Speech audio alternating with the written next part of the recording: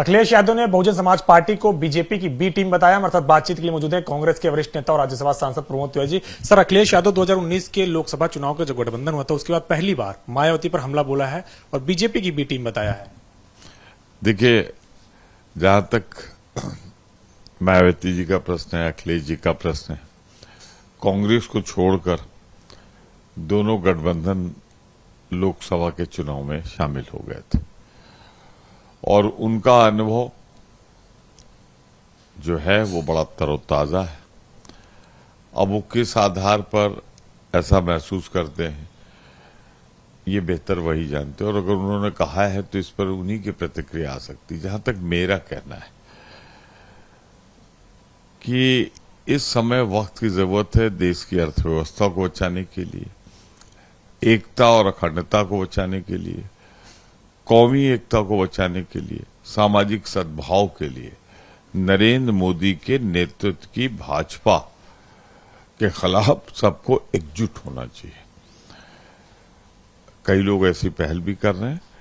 मैं सिर्फ इतना कहना चाहता हूं कि बचना चाहिए बसपा को भी ऐसे बयानों से जिससे लोगों को ऐसा महसूस हो। सर, क्या आप अपील कर रहे हैं कि अखिलेश यादव ऐसे बयान ना दें, सपा बसपा सब एकजुट हो और सब साथ में मिलकर बीजेपी के खिलाफ चुनाव लड़े? भैया, सारी पार्टियां स्वतंत्र हैं, सारी पार्टियां बड़ी हैं, सारी पार्टियों के पास अपना अनुभव है। उत्तर प्रदेश में जो अपना अनुभव बयान करना चाहे कर दे, मैं किसी को रोक नहीं रहा हूं। मैं सिर्फ वक्त की आवश्यकता बता रहा हूं कि आज वक्त की आवश्यकता है कि हम लोग कैसे भारतीय जनता पार्टी के खिलाफ जो 68% वोट है, ज्यादा से ज्यादा हम इसको कैसे एक रख पाए। आज सबसे बड़ी समस्या वही है। तो मैं तो ये कहूंगा कि ये वक्त है देश को बचाने का।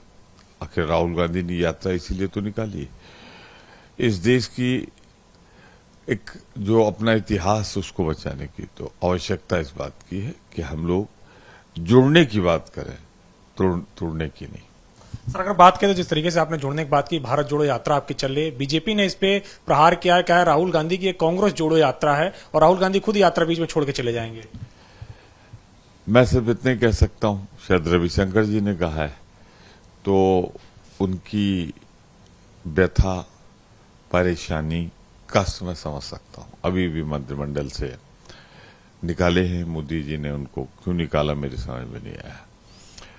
और भारतीय जनता पार्टी की भी व्यथा समझ सकता हूं। उनको कभी आशा नहीं थी, राहुल गांधी पे क्या क्या टिप्पणियां किया करते थे वो, अब उनको एक विकल्प अपना कन्याकुमारी से लेकर कश्मीर तक दिखने लगा है। तो घबराहट में कभी कभी ऊट पटांग बयान दे देते हैं लोग। रविशंकर जी का बयान भी उसी स्तर का है। लेकिन एक चुनौती मैं देते हुए अपनी बात खत्म करूंगा। हमारे नेता ने, सर्वोच्च नेता ने, जो 1, 2, 3 हमारे हैं, उन्होंने तो 3,500 किलोमीटर की 150 दिन की यात्रा प्रारंभ कर दी।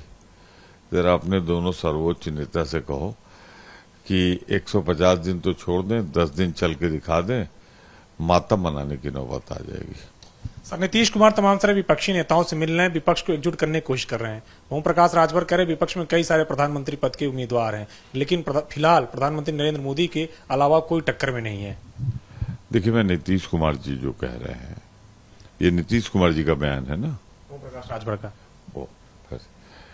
देखिए, ओम प्रकाश राजभर जी जो बयान देते हैं उनको तो उनकी पार्टी में ही कोई नहीं समझ पाता। कल तक वो मोदी जी के खिलाफ शब्दों में मर्यादा की सीमा लांघ जाते थे जब अखिलेश जी के साथ गठबंधन में थे। वो भाषा कभी कभी अशिष्टता की सीमा भी पार कर जाती थी और अभी उनकी पार्टी में बहुत से लोगों ने इसलिए छोड़ दी कि उनका पता नहीं लगता सुबह क्या कहेंगे, शाम को क्या कहेंगे। मैं सिर्फ राजभर जी से इतना कहना चाहता हूं, भैया देश बचाओ। इस समय अगर समाज टूट गया, अर्थव्यवस्था समाप्त हो गई और जो एक ताना बाना है हमारा वो सब खत्म हो गया। आज रेल की जमीन बिकना शुरू हो रही है, लीज पे जा रही, टुकड़ों टुकड़ों में भारत बेचा जा रहा है। तो आने वाली पीढ़ियां राजभर जी आप जैसी विचारधारा के लोगों को कभी माफ नहीं करेगी। एक आखिरी सवाल है। आज सेंट्रल विस्टा के पहले भाग का काम पूरा हो गया है। प्रधानमंत्री नरेंद्र मोदी उसका उद्घाटन करने जा रहे हैं। राजपथ का नाम भी बदल दिया गया है, कर्तव्य पथ रख दिया गया है। भारतीय जनता पार्टी एक लाइलाज बीमारी से ग्रसित है, जो कैंसर से और कोविड से भी ज्यादा खतरनाक है। वो जब कुछ नहीं कर पाते, हर मोर्चे पे असफल हो जाते हैं, तो किसी का नाम बदल देते हैं। जैसे एक दो दिन तो मामला सुर्खियों में दूसरा हो जाए। राजपथ और जनपथ हमारी देश की आजादी की एक धरोहर है, और इनमें न किसी आक्रांता का नाम है, न किसी विदेशी हुकूमत का नाम है। सीधा साधा नाम जो लोगों की जुबान पे चढ़ा हुआ था, राष्ट्रपति भवन से जाता था तो राष्ट्रपति भवन तक जाने वाला नाम, तो क्या करेंगे? गवर्नर जहां सब रहते हैं वो राजभवन भी समाप्त कर देंगे, वो तो राजभवन कहलाता है। तो अगर एक मार्ग जा रहा है तो वो राजमार्ग की जगह एक ऐसा मार्ग का नाम दे रहे हैं जो लेने में 2-3 बार जुबान लड़खड़ाएगी, उसको मोड़ना पड़ेगा, तोड़ना पड़ेगा। तो भारतीय जनता पार्टी स्केपिस्ट, वास्तविक मुद्दे से भागने वाली पार्टी है। समस्याओं से जान छुड़ाने के लिए वो नाम बदलते रहते हैं।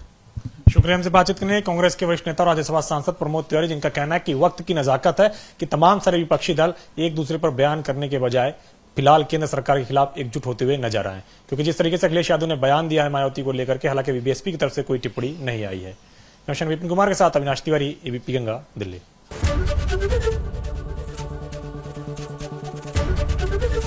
एबीपी गंगा, खबर आपकी, जुबान आपकी।